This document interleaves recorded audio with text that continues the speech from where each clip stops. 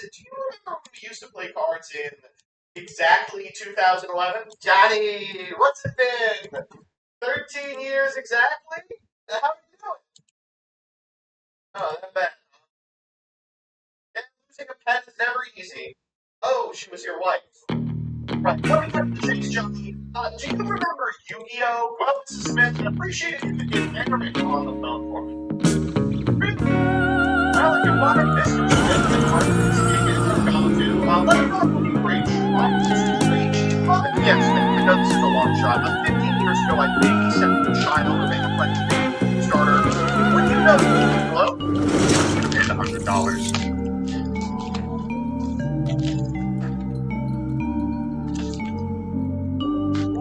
This video is sponsored by Marvel Strike Force. Ever been watching a meme review episode and thought, what if the Marvel characters in these horrendous poses could be used to take down villains instead of irritate memes? Well, in Marvel Strike Force, you can assemble that team. Marvel Strike Force is a mobile squad RPG that allows you to battle with your favorite team of superheroes and supervillains in a fight to save the universe against threats like Doctor Doom and Apocalypse. Mix and match a whole squad of the most powerful and iconic heroes and villains from across the multiverse to create your own dream team-up of your favorites. If you're a new player, you can unlock up to 17 characters in the first 30 days, including Spider-Man, Deadpool, Thor, Captain America, and more of your favorites. Once you've got your squad, outfit and upgrade them with different methods of character progression and experimentation so your heroes and villains can dominate every battle. Take your forces through various challenges like campaigns, splits, arena, and alliance war, or if you're feeling competitive, you can take a shot at the Cosmic Crucible, where you go head-to-head against other players in tournaments. And if you're looking for flashy visuals, Marvel Strike Force is full of groundbreaking RPG gameplay cinematics. Watch as your squads unleash dynamic chain combos with a single tap. Use my promo code, click the link in the description, Is this today's request? QR code on Got the it. screen now. I'll submit a report before sick rewards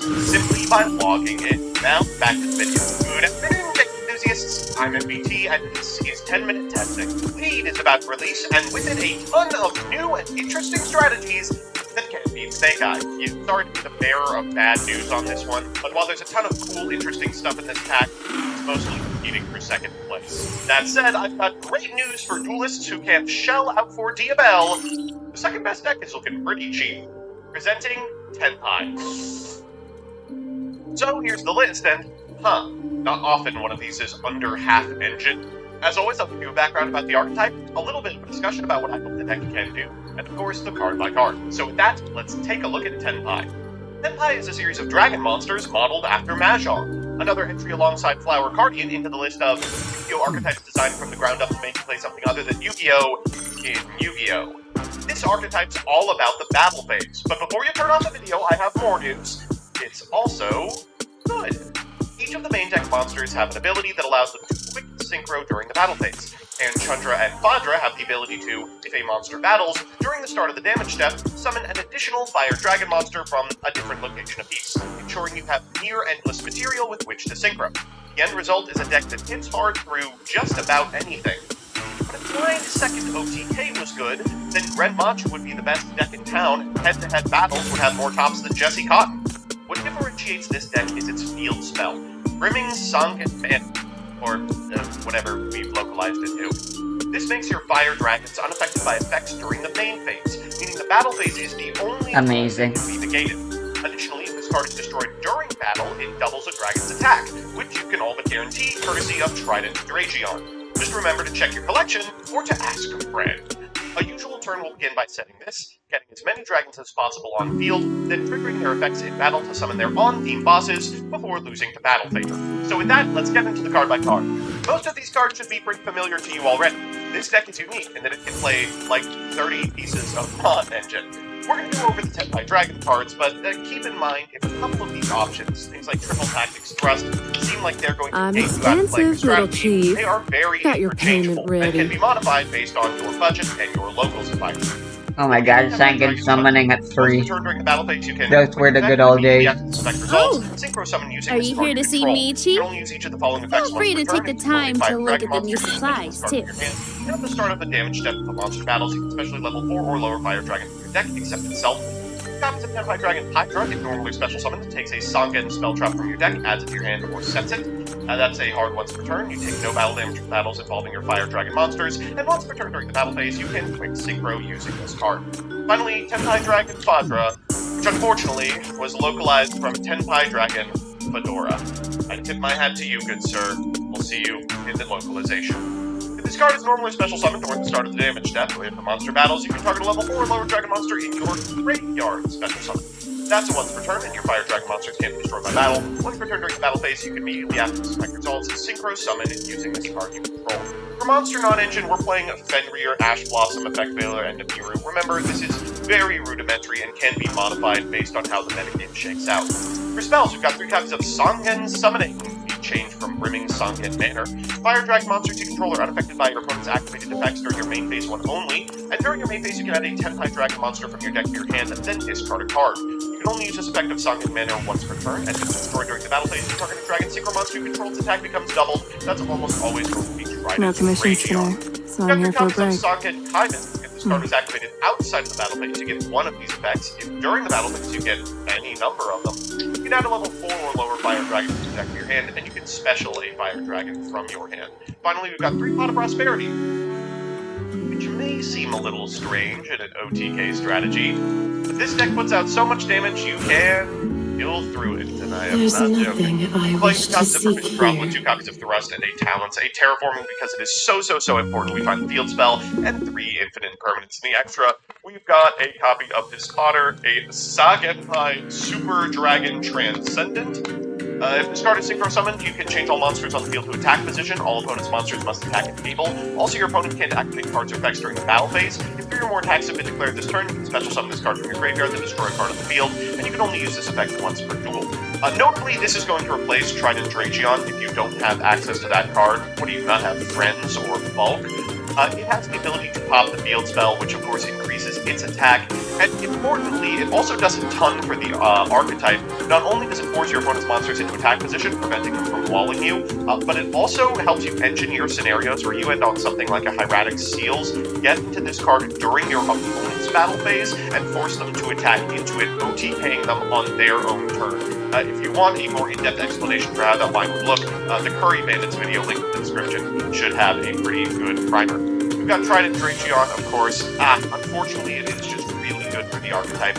You can get away with not playing it, at least until the reprint comes out. I understand not wanting to pay $100 for a card that is all but forecasted to come out in about a month. When this card is synchro summoned, you can target up to 2 other cards you control, destroy them, and for each destroyed card, this card gets 1 additional attack during the battle phase this turn. We've got Sagenpai Rise Dragon, Fire I should Dragon. switch to a cooler This card battle is synchro model summoned, next you can time. target a fire dragon in your graveyard, special it, you get special for the rest of the turn, except dragons. And 3 or more attacks have been declared this turn, you can effect special this from the graveyard, destroy a spell trap on the field. Fine. We've got Samurai Destroyer, I'll go. which is like I'll go. kind of a buffed sort of Armades. You may have I missed don't this have card. much to It came out contribute pretty on the recently front in the line. grand scheme of I'll synchros. count on you guys. But it had a home in Duel Links and comes to roost here as well. Black Rose Moonlight and Black Rose Dragon may seem a little underpowered relative to the stuff that we're playing, but remember that your opponent can't interact with your fire dragons during their main phase 1 with any activated effects. So in a scenario where your opponent has put up enough negates to contest your battle phase play, you can just commit to an early Black Rose Dragon, wipe the board, and then do your play, none of which can be responded to provided you have the field spell up. We've got Raging Phoenix, we've got Zealantis, we've got Promethean Princess, we've got Ito, we've got SP Little Knight, we've got the FTK, we've got Striker Dragon. In the side, we're playing 3 copies of Phantasme, 2 copies of Druis Worm, 1 Magnamut, Triple Troll and Lockbird, Harpy's Feather Duster, Cosmic Cyclone, and Lightning Storm. I want to give special mention to Phantasme. I think this is probably a really good fit for the archetype. It just has a lot of attack, and it importantly can prevent like really specific targeted points of interaction your opponent is holding for the battle phase. Notably, this is also kind of an all-in strategy. It feels like it either wins or it doesn't, based on very little input from you specifically, so sculpting and using its effect is really powerful. So with that, let's jump into the games. Our first match is up against Centaur Ion. They got new support with Laughing. Our opponent's going first. They're going to begin with Primera. Primera's going to go ahead and grab the field spell. They will stand up their Centurion and go ahead and grab themselves a copy of Trudea. Back row Trudea triggers here and allows them to tag out for the Gargoyle 2. Out comes Gargoyle 2, and let's make the new Synchro. That'll trigger both its effect and the effect of Gargoyle 2. Get back in the hand and grabbing a trap. They're going to set the trap, and then they'll go ahead and trigger it at end phase, putting the Primera back as well. We'll begin with a copy of Fadra. We're going to follow it up with a Chandra. They'll trigger the effect of the Primera, summoning it, and then a point of resolution, they'll go for Trudea and Primera, summoning the Trudea and triggering the Primera in order to grab the spell. They'll stand up and Zenith 6, which enables them to summon it from the graveyard and synchro into a Legatia.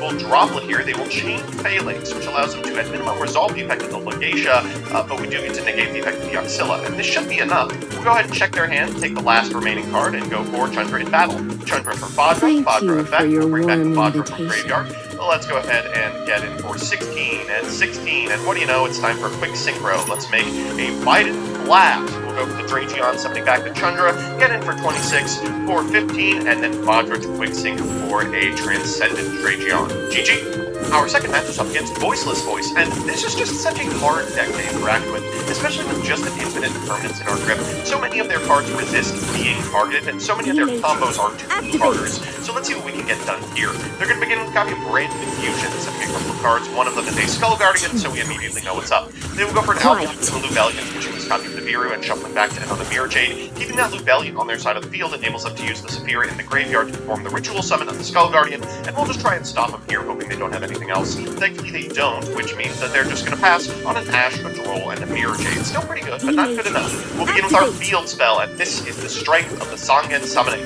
We'll go Vajra into Chandra, we'll go for the Biden Blast, trigger the effect, bring back this copy of Vajra, and then Vajra in order to summon this Chandra. Afterwards we go into Sagan High Transcendent Dragion, which locks the battle phase, before going for our quick play into a Hydra. Hydra's going to trigger here, adding to our hand another Sangen Timon, then we'll trigger the effect of Chandra on attack, and copy of Vajra, and of course all of our monsters are protected by that effect.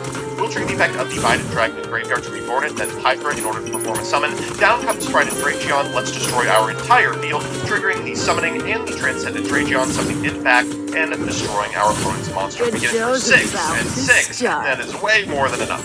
So it's time for game 3, and you know what that means, a best of 3 versus meta. Our opponent's playing what else? Snake Eyes, and our hand looks really good. We've got Nibiru, we've got Infinite Permanence, we have access to Sangen Summoning, and of course we've got Pot of Prosperity. That looks kind of frustrating in an OTK strategy, but I promise you, we can clear it. They're going to begin with Captain Fenrir and move everyone else to those bad boys. Next they'll follow it up with an Ash, and traditionally this is where you fire an Infinite Permanence, but I think I'm going to hold it. That's just because there's so little that's part of the Snake Eye board that I actually feel threatened by. So as a result, I want to keep it for something a little more impactful. Maybe they go for an early Apollosa. Unfortunately, they're going to activate the effect of the Flamberge really early, which gives us a sick Nibiru. We're going to fire off the Rock, keep a token in attack position for them. They get to Poplar in order to put the Flamberge in the back row, then OSS the field spell for a Snake Eye Ash, but Hita Pass isn't probably where they wanted to end up. Well, let's show them what we can do. We're going to begin with Captain Hydra setting a Sangen Summoning. From here, we can flip that sucker up and go for a Pot of Prosperity. We pretty much have everything we want, so let's just go for 3 here. We'll find... okay, I guess we'll just take a Hydra. We'll go for Chandra here, we'll summon it, and then we'll go to the battle phase. Chandra effect, let's go ahead and get a Vajra from deck. Remember, all of our monsters are protected, and we're not taking any damage. Just getting these attacks in, so our Synchro monsters have bonus effects. We'll go for Biden Blast, then activate its effect, bring back the Vajra. We'll trigger the Vajra in order to bring back the Chandra, and then afterwards we'll get over the Hita. They are going to be able to trigger the Hita and take 375 in the process, Kurikara, so we're not going to let them get the main phase 2. Let's attack with everything, including the Nibiru, then go for the Vajra effect in order to Synchro summon a Trident Dragion. We'll pop the Nibiru and our Sangen Summoning, and we'll trigger the Graveyard effect of the Biden Blast again. That's going to allow us to get in for a ton of damage as we double the attack of our Trident Dragion. 3,000 and 3,000 is more than enough. So it's time for game 2, and well, get excited to see this decision calculus coming soon. We're going first. Our hand is not super well equipped for it. I can still go Pot of Prosperity here, finding off the top. I don't know. I guess we could take the Hydra. We'll normal the Hydra, we'll activate the effect in order to go ahead and set a copy of Sangen Summoning. We'll Sangen Summoning here in order to grab from deck to hand a copy of Chandra. We can summon the Chandra, we've got Vajra access to, but we're just going Seal's Pass and hoping for the best. Our opponent's going to draw for turn, and that might be all she wrote. Wanted as soon as possible, followed up with a Bonfire. I don't have go ahead and much grab to an Ash, then contribute fire off on the the Snatch front Seal, line. forcing a really early I Hieratic count on Seal. you guys. We'll just go ahead and bounce the Sangen Summoning, and then use the Hieratic Seal for a Vajra. Vajra's going to trigger here to get us a copy of Chandra, and they're just going to be able to take apart our board. Let's go Diabell Star into a copy of OSS, normal summon Snake Eye Ash, activate its effect to grab a copy of Kurikara. They'll tribute our Vajra. Was that really necessary before we Ash their OSS? Unfortunately, with the Jet Synchron in rotation, we are just giga dead. We'll go Hita here in order to bring back the Ash Blossom. Down comes a Promethean Princess in order to bring back Oak in order to bring back Ash, and then of course they can just go ahead and activate the effect of the Ash, sending the Oak in order to grab a Snake Eyes Flamberge Dragon. I believe this is already lethal. They'll push Chandra back, and we will concede. So it's time for that all-important game 3, and Nemesis Corridor. You thought you were doing something cute, did ya? Alright, let's see what you can put up. They're going to begin with a copy of a Wanted in draw phase. Afterwards, going to go ahead and summon a DFL Star. DFL Star effect to send an OSS, followed up with the OSS in order to summon an Ash from deck. Ash here is not going to get infinite permanence. Again, infinite permanencing in here just puts us in a position where Bonfire is really powerful. They're going to go for a copy of Poplar, for a copy of Divine Temple of Snake Eyes, and a copy of Oak. They'll go Ash into a copy of Flambert's Dragon, and then go to Ivy Master Arena once again. Flambert is going to summon 2 material, and of course the Oak is going to convert to a third off the Poplar. From here, they can make a copy of Appaloosa, which really translates poorly into our infinite permanence. Finally, they'll go for a Bonfire to get a Nemesis Flag. Cool. They'll get Protoss, but I don't think they have the material necessary to make it, so they'll just Flambert's Dragon, set the Masquerena, Sinful Spoils to draw a card, and call it. They'll pass back to us, and okay, well, we opened crazy, so let's make it happen. We'll begin with the infib targeting this copy of Appaloosa, and then fire off the Song and Summoning here in order to grab the one we lack, Hydra. We'll go ahead and normal summon the Hydra, then we'll activate Divine Temple of the Snake Eye, which does get them Ivy Master Arena success, but I'm not too concerned about it. We'll get Prime them and then go for Chandra, and then afterwards, of course, they will go for Ivy Masquerena to make a copy of SP Little Knight, banishing the field spell. Okay, we'll just go to battle phase. We'll go for the Hydra, and then we'll go for the Chandra, triggering the effect of the Chandra in order to summon a Fadra from deck. We'll go Fadra, bring back the Chandra, then we pitch to the graveyard. Then, of course, everything is protected. We will go for the effect of the Chandra, they'll go for the effect of the Flambert's Dragon to put a monster in defense position. We'll go for the Transcendent Dragion here, and switch their monster to attack position. You're gonna have to stare me down. They do get to trigger the effect of the Flamberge and the effect of the Oak, and the effect of the Ash. They have a ton of monsters in defense position here, so you would think that they would not be dead. But they are! We'll trigger the effect of the Transcendent Dragion to summon it back, and we'll go ahead and pop this copy of Flamberge, then we'll kite it. As we walk over another monster, we go into Hydra. We can get in with the Hydra, trigger the effect of the Chandra, and go into a Bident Blast. Bident here is going to reborn this copy of Hydra. We'll go into their monster, direct for 17, and now it's time to finish the game. We'll go to Trident Dragion, use its effect to pop the Transcendent Dragon, trigger the effect of the Bident in graveyard to summon it back, and get in for 3 and 26. Why is that? Why are you allowed to do that? So we're back in a second. Yeah, that performance will probably be replicated at locals pretty much every week for the next couple of months. Let's do the pros and cons. First, the pros. 1, it does so much damage. This deck is not only infamous for killing through Prosperity, but it can easily throw out 30,000 damage over various bodies. And it doesn't need a lot to do it. It can kill off of very few cards. The deck gets its power from a 1.5 card combo, that's the field spell plus a discard, but even Chandra alone can 1 card with DK through an empty board.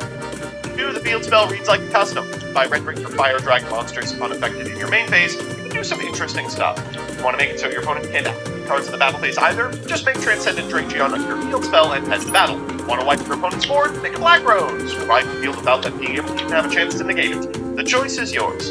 Also, it's a Rhoda. 3, it's accessible. Being both low rarity and simple to play makes the deck a great piece for people learning or not wanting to commit too much money into the format.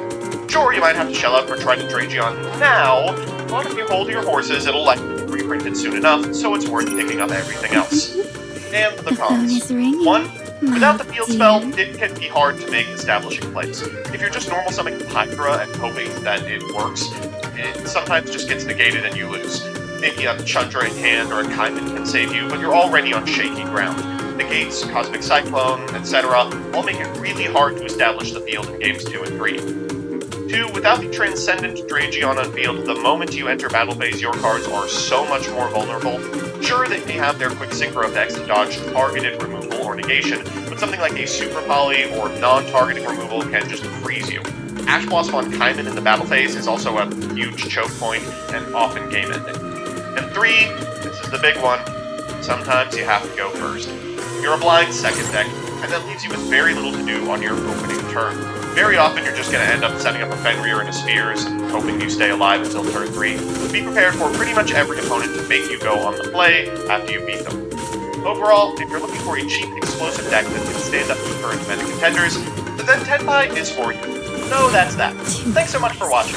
These videos are sponsored by, and in many cases suggested by, my Patreons. Thanks to these people, without whom I would not be able to keep the lights on. I'll just go ahead and shout out some of the individuals who have pledged at a high level here. Elena Tincher, Alex Correa, Allison Elliott, Ally, Brett Henry, Good show's about to Seaweed, start. Darkmaster Zork, Durpin Dragon, Devin Senpai, DJ Elefante, Original Peacock, Gravity, John Piet, Juan Cruz Avila Zaki, Nine Mary, Legal Rights, Lockstone. Why are there just so many enemies spawning from behind in this event? Mike Carlotta, N54 Lionheart, Rose Lapine, Solar Player the Ricket Queen, Troy said By Erasure is gay, Vincent Storm, Who's Nick, Wonder Waffle, Your Pot of Greed does what? And you. I really could not have done this without you. Nevermore! Good show's about to start. Overflow. Warning!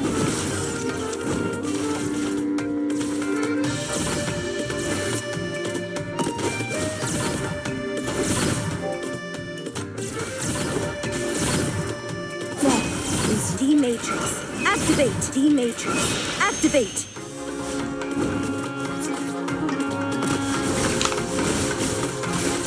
Overflow. Overflow. Warning!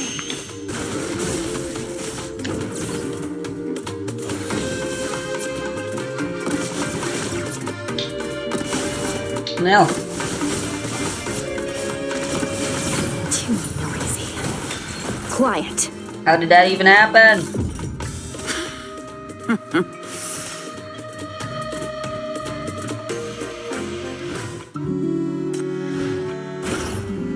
The smell here is suffocating.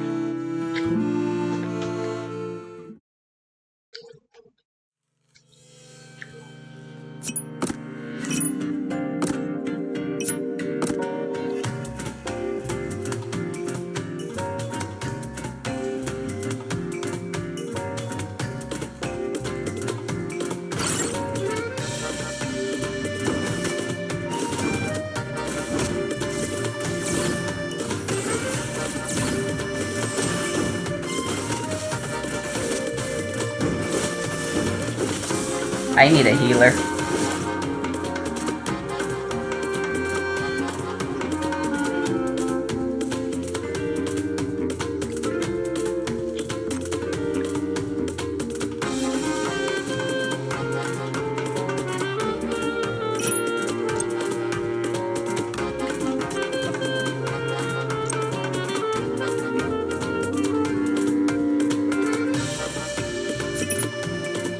I can hear it.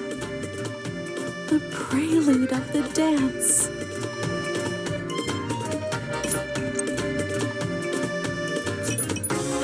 It's getting foggy. Let me see.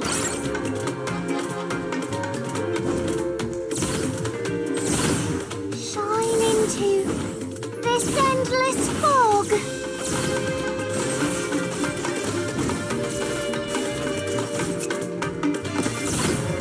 D-Matrix. Activate. I guess only heroin shield counts. D-Matrix. Activate. Overflow. Warning!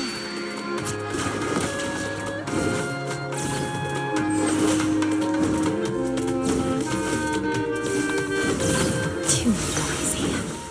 Quiet. Death is your only destiny. Shine into this endless fog. Good show's about to start. Too noisy. Quiet.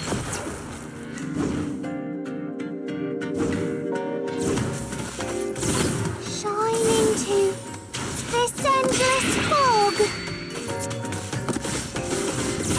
Overflow. Warning! Good show's about to D-Matrix. Activate.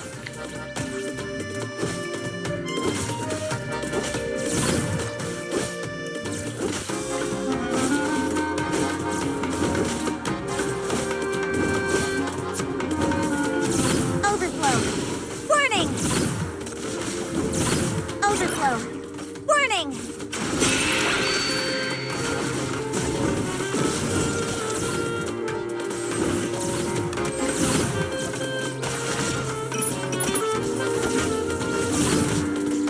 Death is your own D-Matrix. Activate. Enjoy the release.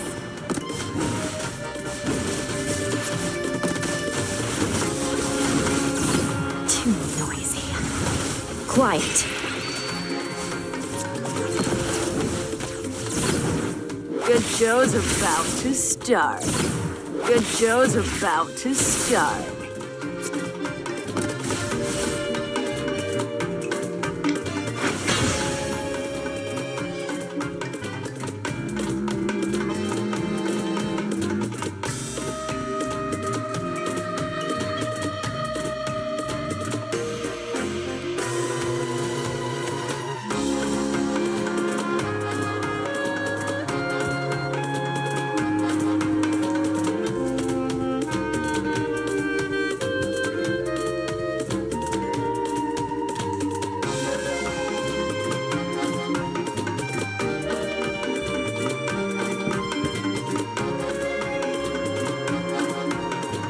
Oh, cool. It's Butter Blue's birthday today. How fitting. See? I'm still a professional.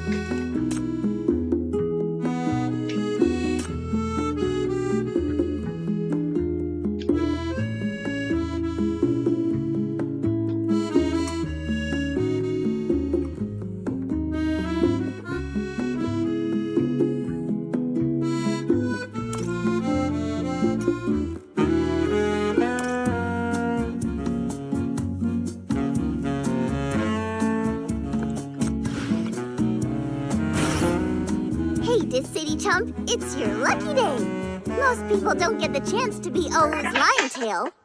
Minecraft.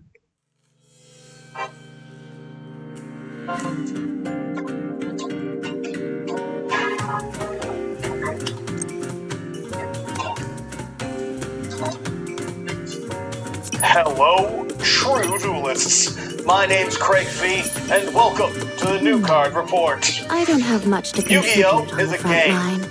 And it's slightly I'll different count from on other you card guys. games, as we all know and love. Take, for example, our cards have no real cost compared to other card games. Hand knowledge is so good it's a bannable offense, and our anniversaries last for 3 years instead of 1. Alliance Impact, the upcoming core set in the OCG, being released 3 years after the debut of the quarter-century secret rare in both regions. But what year was the anniversary? Go ahead and pick. Konami clearly doesn't care, and neither do we. And so all that's left is a flawless segue to talking about an entire archetype pushing the 25th anniversary as its gimmick. My dear. Regenesis Warrior Bitter Cheat, or if you'll allow me to do an impression from the Pokemon the Movie 2000, The Power of One's opening short Pikachu's Rescue Adventure, Regenesis Warrior... And it's being called Breadsheet, because Lord knows that Parasect impression is not getting me anywhere. And Breadsheet's even more viable when you remember that Salad is the name of a deck for most players.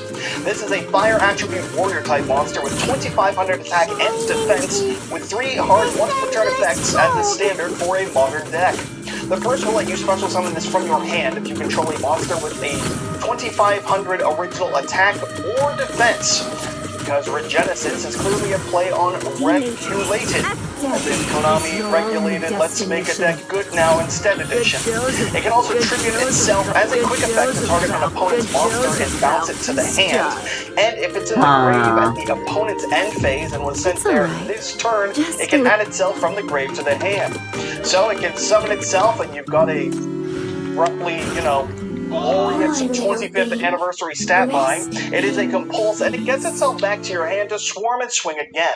There isn't really a whole lot to say. It's not particularly interesting. It is a little bit boring, but it is fun. Like, yeah, we can nitpick the fact that it targets. We can nitpick 2500 being a little bit small in the grand scheme of a game based around the stat line of 3000. And hell, we can even nitpick the fact that this is kind of just, absolutely dominating Mech Knight Blue Sky, because it kind of looks like Blue Sky if he was cool a little bit. But none of that really changed the reality that it's, provided you get a 2500 body on board, just a really solid card.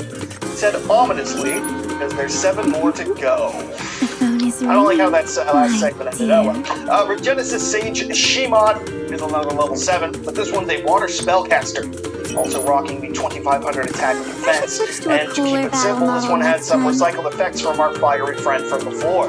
This can also summon itself from your hand for free if you've got a monster with 2500 attack or defense. And during the opponent's end phase, if it's in the grave and was sent there this turn, it'll add itself back to the hand. The unique effect it has on the field is one that's not unique to Yu-Gi-Oh! And Brawl, because it's just an Omni-Negate for freebies. Mostly. If the opponent activates a card or effect, this one can send another Regenesis monster from your hand or your field to the grave to tuning negate in? and destroy it, because, like I said, sometimes Konami just decides to make decks good. So, do I waste your time telling you why an Omni-Negate is a good card? Is there a needed clarification here as to why this is a playful thing? No, so instead I want an explanation on why this card has 4 arms, and why it uses 3 of its arms to just hold 2 staffs, and then saves the 4th arm, I guess, to carry the entire deck. Why wouldn't the spellcaster be so swole, and the warrior be so mid? I guess we'll never know, unless we want to scream Year of Water or Year of the Spellcaster for the sake of doom posting. Regenesis she what? Regenesis she good. Regenesis holy shit, this is hard. Is the obligatory dragon, and god damn do I like it. It's literally just a dragon. Nothing unique about it. In fact, there's going to be 4 million more of them released in Yu-Gi-Oh! Just this year alone. But god damn does it get me every single time, let me tell you. That's why I play this card game. Thank you and for Digimon. your warm But invitation. I digress. This one is a level 8 Wind Dragon with the 25s in the stat line and some familiar effects. Summoning itself from the hand if you have the glorious stat line, and adding itself from the grave to the hand on the opponent's end phase if it was sent to the grave that turn. And the unique effect on the field lets you tribute itself to target an opponent's spell or trap to banish it. Further proof of the blatant anti-crit feed bias from Konami by making my favorite one visually the least important one thus far, and realistically one of the least important ones in the deck. But second last. Spoilers. It's at least still a very solid effect, mind you. It's not bad. It's a little matchup dependent per se, a little bit side deck based depending on what's popular in the format, and a little bit played more as a body or material fodder than for its actual effect. And also you could argue they made a level 8 to stop there from being any synergy with the Dragon Ruler besides the Dragon and Wind. But none of the rulers have 25 anyway, so I don't think that's really relevant, but it's just a dragon and there are no rulers coming, so I feel obligated to mention it. Perfect, nailed it. No need to improve on that one. Regenesis Archfiend Bemidbar follows the pattern you've no doubt seen up to this point of attributes and types, and begs to question what is Yu-Gi-Oh's 4th type, involving warriors, spellcasters, and dragons. I would have said machine, but then again, I'm an idiot! And based on the fact that it's got fiend in its name, you can probably guess that it is a fiend type. And a level 8 and an herb, the 25 stat lines, and then a very simple deck here is an It's got the same old Regenesis effect to accompany that old classic Yu-Gi-Oh! Monster. Skeletal for no reason? Check. Visually a dragon, but made a different type arbitrarily?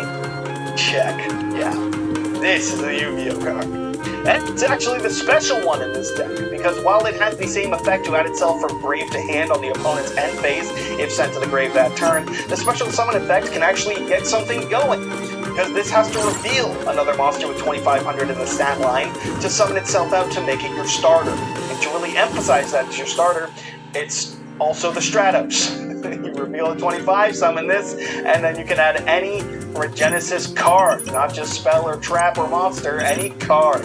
So it truly does let you do what you want. There is a level of comfort to new archetypes that I find, of course. For example, this is clearly the obligatory secret rare that costs double to triple of what everything else does in the deck. The Water Negate will be secret, but probably Ultra actually if I had to guess, and one of the spell cards will also be secret. And when you ignore the 2 secret rares, it'll look like a fairly cheap and inexpensive deck. And then you add a playset of this, and oops, there goes rent money for this month. I'm kidding, of course. We all know your rent is way more than a playset of this shit these days.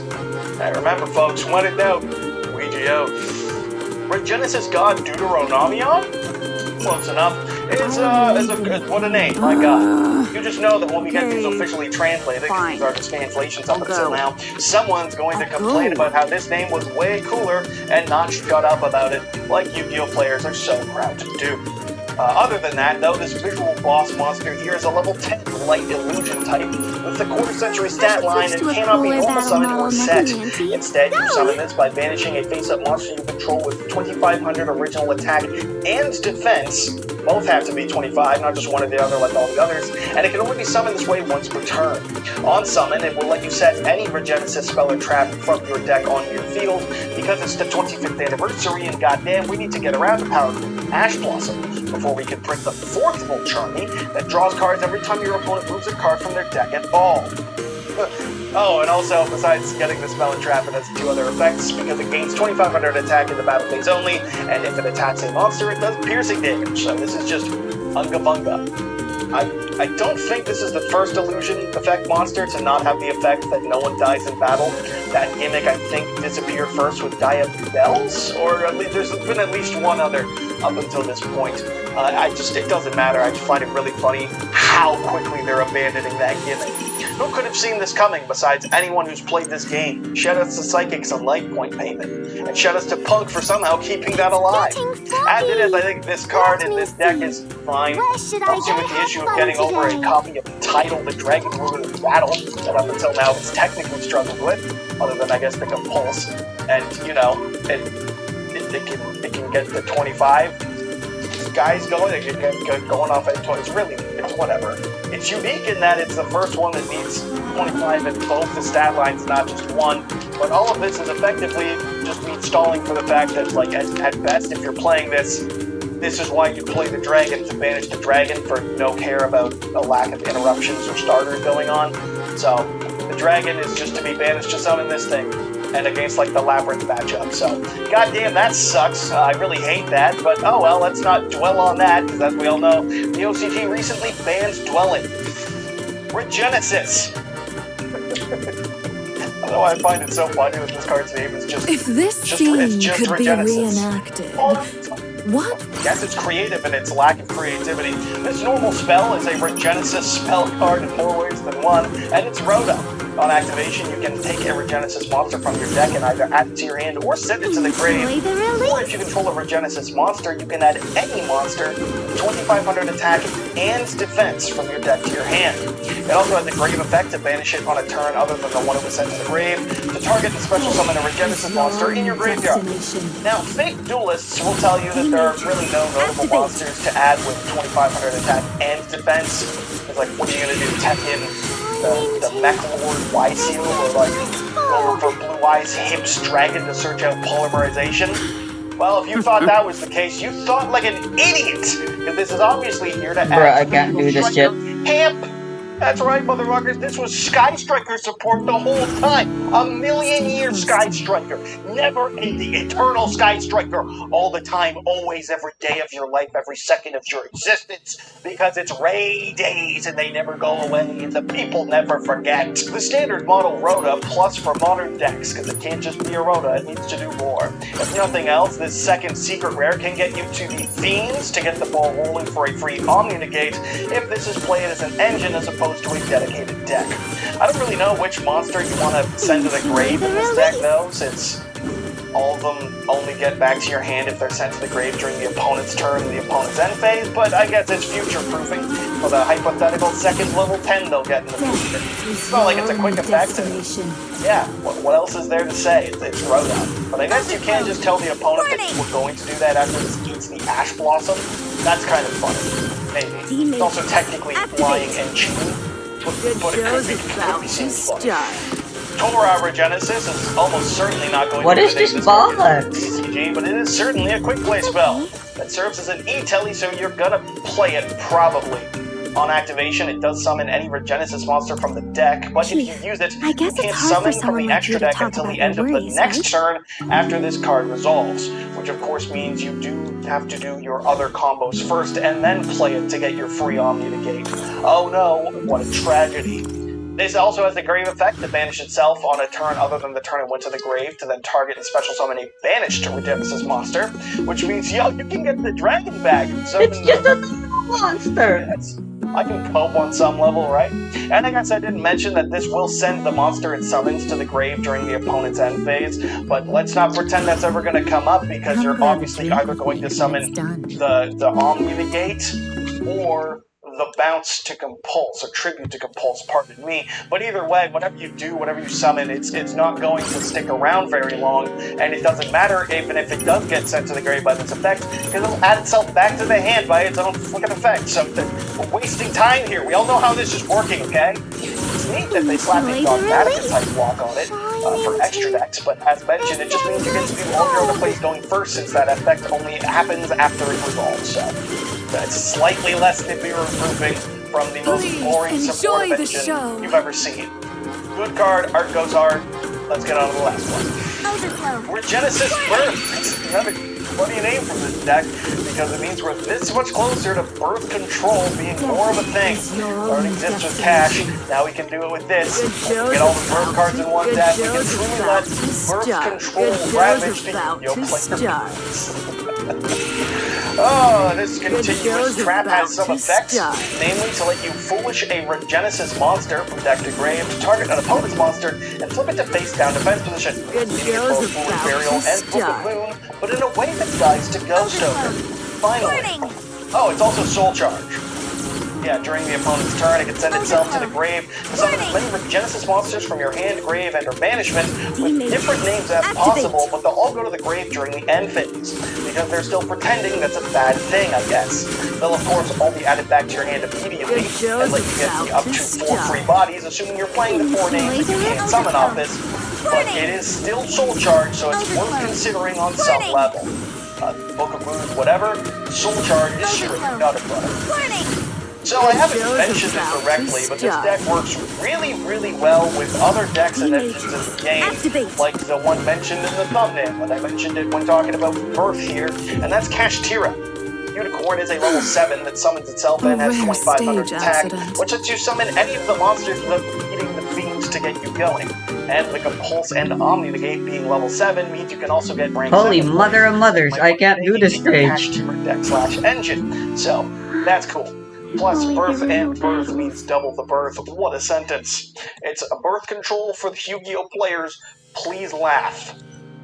It's also being seen and mentioned and noticed that Bystials all have 2500 attack and act as very powerful floodgates. And by floodgates, I mean hand trap, for what it's speaking. Because disruption against the 2 most abundant attributes is just always going to be good on some level.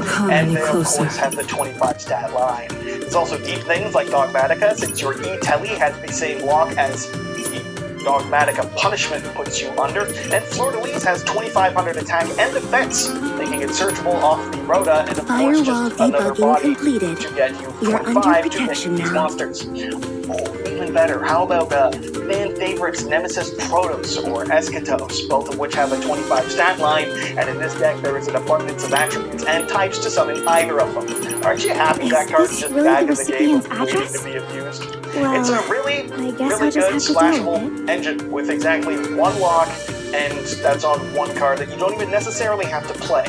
And that works really beautifully with another engine that already has the same lock if you want to try Dogmatica. What's crazy is the commitment to the 25th anniversary I don't have much to contribute 25 stat lines and whatnot. Other quarter century anniversary cards have had really stupid gimmicks, like you have 25 cards in the graveyard for this card to have 2500 extra attack, or banish 25 cards to get 25 tokens on the border, 25 counters with 25 attack. It's just stupid. It's just been really goofy, wacky stuff that's like, haha, get it, 25. And then they pump this shit out, and it's an entire cohesive little archetype that works beautifully as a generic engine, and they're all really, really solid. Even the worst one, being the Spell and Trap Disruption, is Disruption on a self-summoning and self-recovering body on some level. So that's kind of nuts. At no point did I expect Konami to put good 25th anniversary cards into the game, let alone for them to be an entire archetype, let alone for them to be this goddamn boring and uninspired. But it's like Ryziel, really simple stuff, nothing interesting going on. Fine, good, competitive, but my god, boring. It's nothing else, I guess we can say it's just one more glorious little thing to look forward to in the future before I sign off. And so that wraps it up for this one, folks, just covering some of the new cards in this video. I'll have the update out for you on Friday, as always, and I do plan to lie about every single thing I talk about, except for, like, one disclaimer. So, we're still on that track. Make sure you like, make sure you subscribe, comment if you want to, I'd appreciate it. Not only will you be impressed with your smoking Italian life, but you'll become a true duelist. And at least one of those two things must be desirable to you on some level. So thanks for that. Good show's Craig about B to start. signing out. And remember, folks, when in doubt, Luigi out.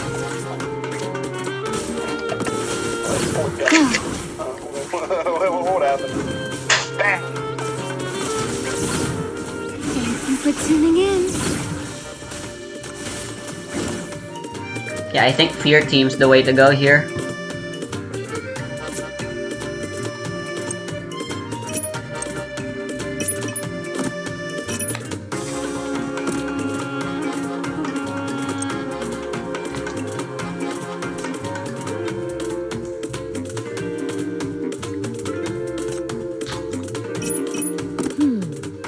I don't have much to contribute on the front line. Do you want my mark?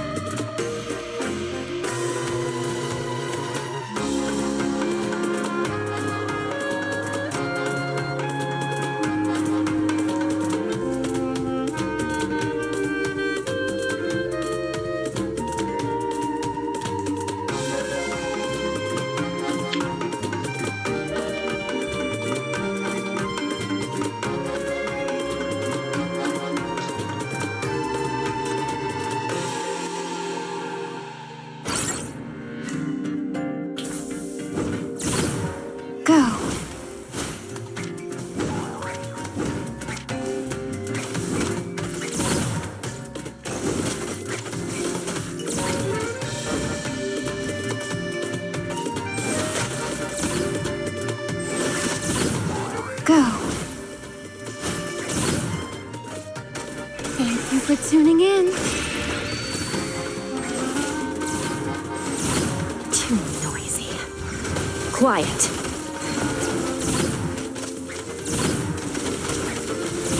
The power of wishes will protect us all. Thank you for tuning in. What the fuck's going on with my cursor? Why am I not clicking the things I actually want to click? Face your fear head on. Thank you for tuning in.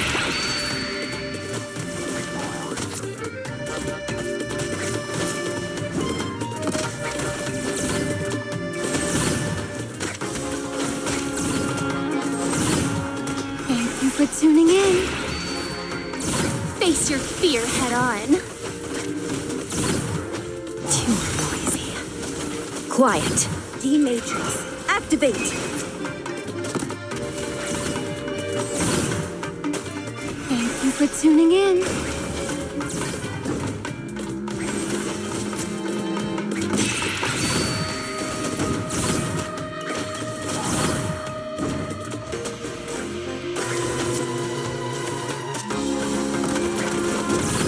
The power of wishes will protect us all.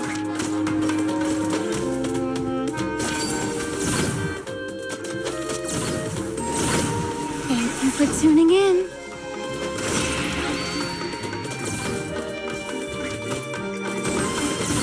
Too noisy. Quiet. Bruh. The phone keeps ringing non-stop. I'll give this one more honest try. Please protect me, Chief!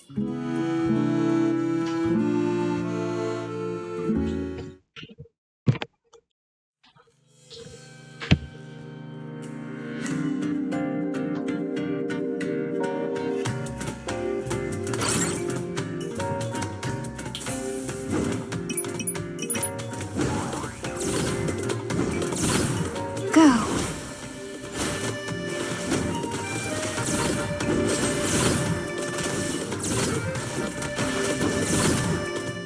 Go. Enjoy the release. Too noisy. Quiet.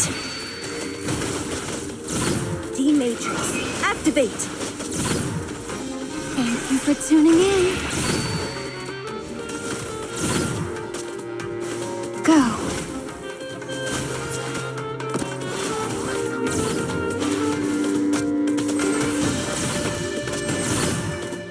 Too noisy. Quiet.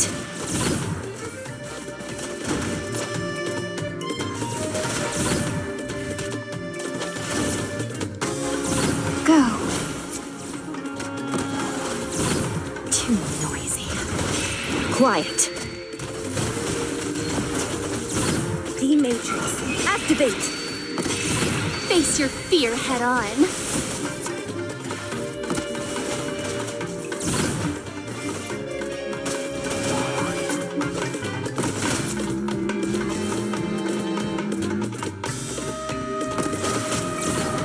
Motherfucker. Too noisy. Quiet. Too noisy. Quiet. Go. Thank you for tuning in. Go. D-Matrix, activate. Thank you for tuning in. Enjoy the release. Too noisy. Quiet. Jesus Christ, there's just so many enemies. Intercept the pursuit. Chief, retreat.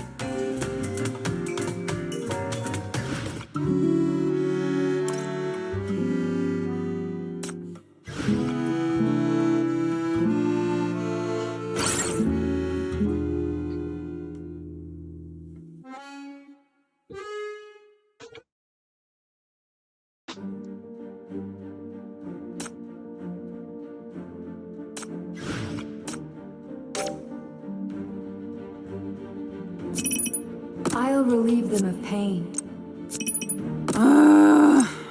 Okay. I should switch to a cooler battle model next time. Thank you for your warm invitation. Manty, go!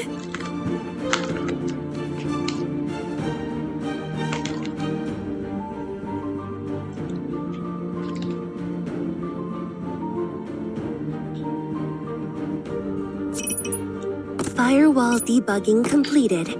You're under protection now.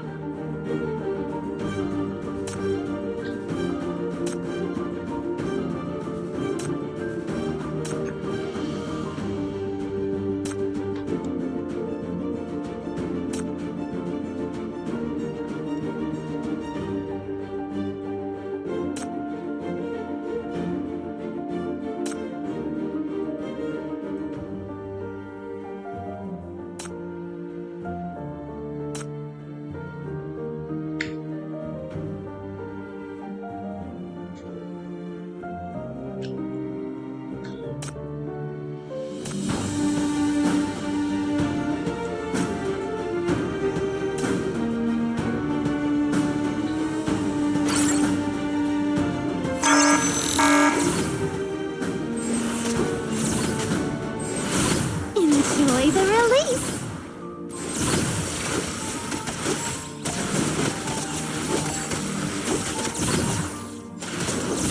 D-Matrix, activate.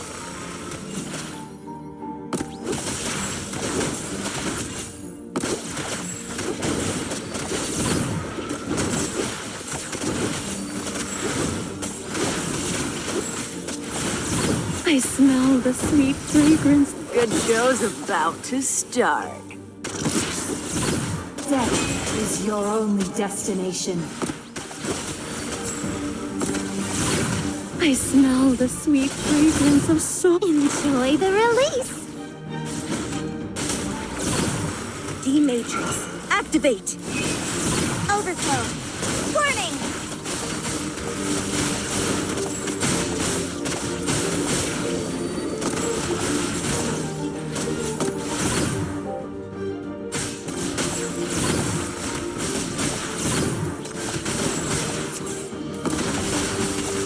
Oh, I forgot to...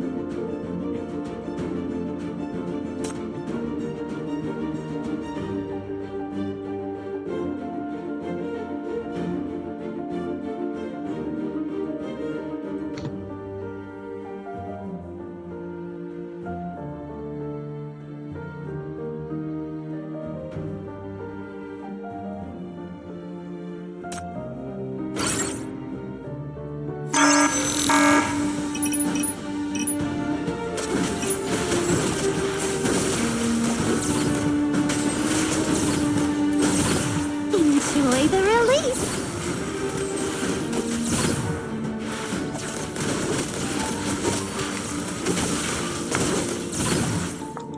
Death is your only destination.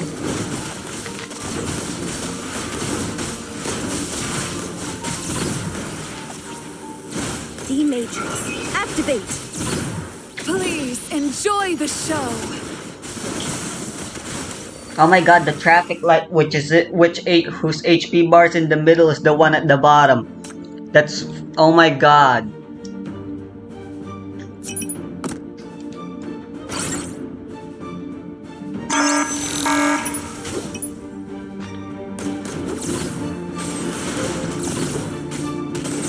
Enjoy the release.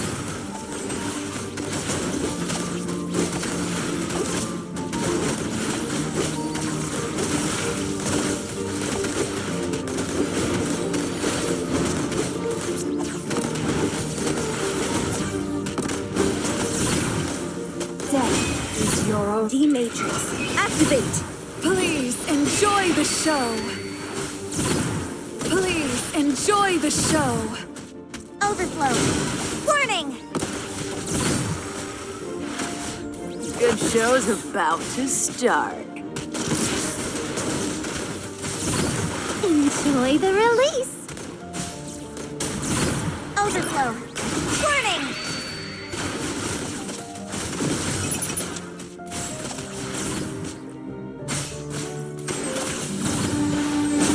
I smell the sweet fragrance of... I smell the sweet fragrance of souls. Overflow. Warning.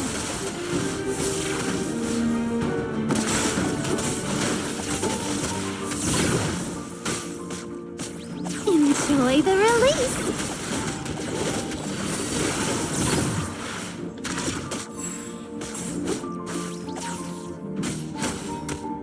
Overflow. Warning.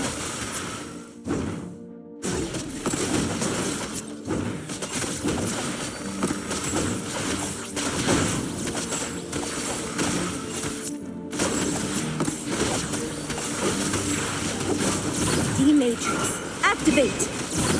Good show's about to. Good show's about to. I smell the I smell the sweet fragrance of souls. Enjoy the release. Good show's about to. Good show's about to start. Overflow. Overflow. Warning. Good show's about to start. Good show's about to. Death is your only destination. D-Matrix, activate.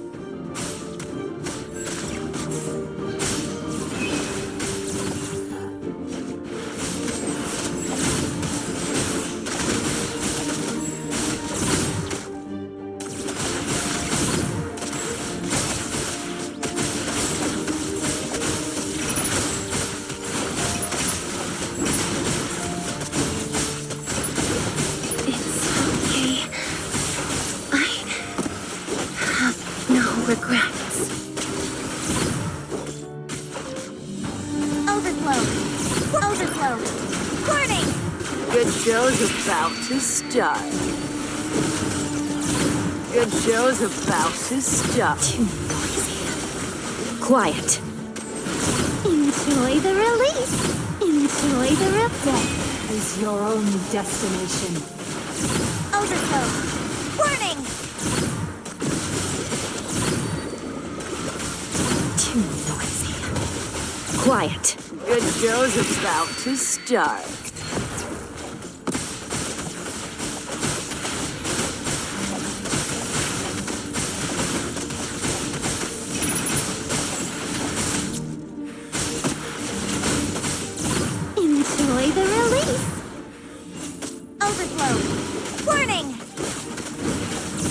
I smell the sweet fragrance of souls. Good show's about to start. Overflow. Warning!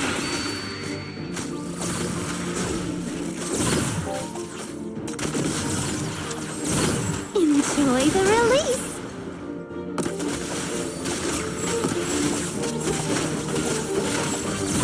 Too noisy. Quiet. Overflow. Warning!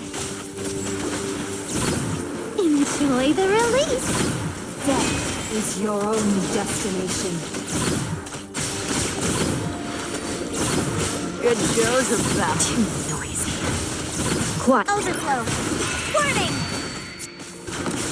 I smell the sweet fragrance of souls.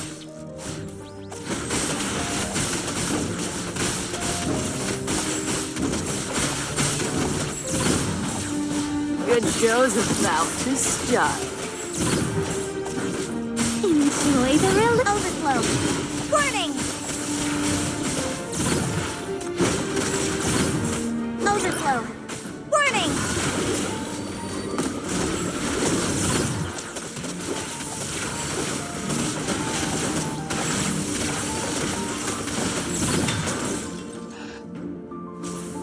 I will suffer no longer. That is good.